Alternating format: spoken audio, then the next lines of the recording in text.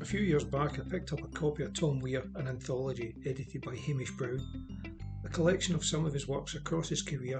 It gives a fine picture of Tom, and if you haven't read any of his works before, I can highly recommend it. It's the literary equivalent of the best of album. Tom was also an excellent photographer, and his photographs often accompanied his printed work, and this book was no exception, containing photos of and by Tom. These ranged from photos of Tom as a child in Springburn to photos of him on expeditions across the globe, and all were meticulously captioned, all except one.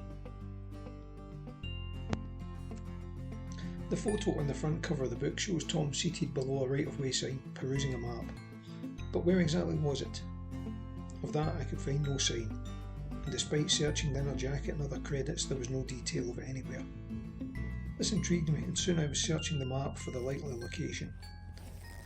The signpost was topped by 3 arrows indicating Scab Cleuch, Ettrick Kirk and Riskinhope.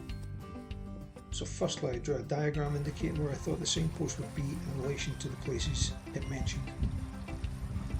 These signs were set at an angle, like an inverted Y, with Riskinhope at the base, Scab Cleuch at one of the tips and Ettrick Kirk the other. Heading to Ordnance Survey, I first tried Riskinhope and drew a blank. Ettrick Kirk wasn't there either, although the hamlet of Ettrick was. Scab Cleuch proved to be more successful and drew me to Scab Cleuch Hill. To the east of this lies the Scab Cleuch Burn and the right-of-way. Following the right-of-way back, I found it led north to Riskinhope, and following this path I noted a junction which led off to Ettrick, and there, just off the path, was marked a church or a kirk.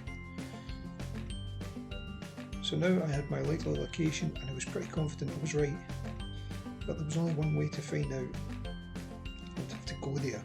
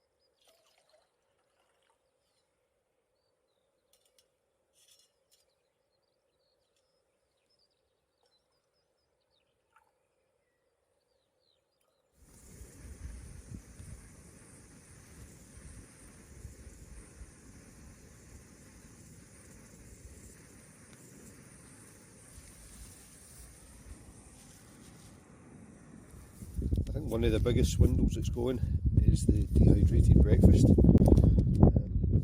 Costs you about between £4 and £5 for porridge or a muesli. All I do is bring a packet of porridge,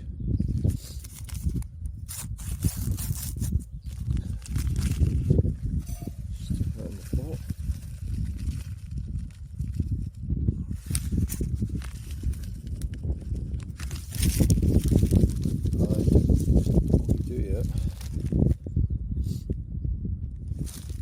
Is add a couple of spoonfuls of powdered milk, and you're good to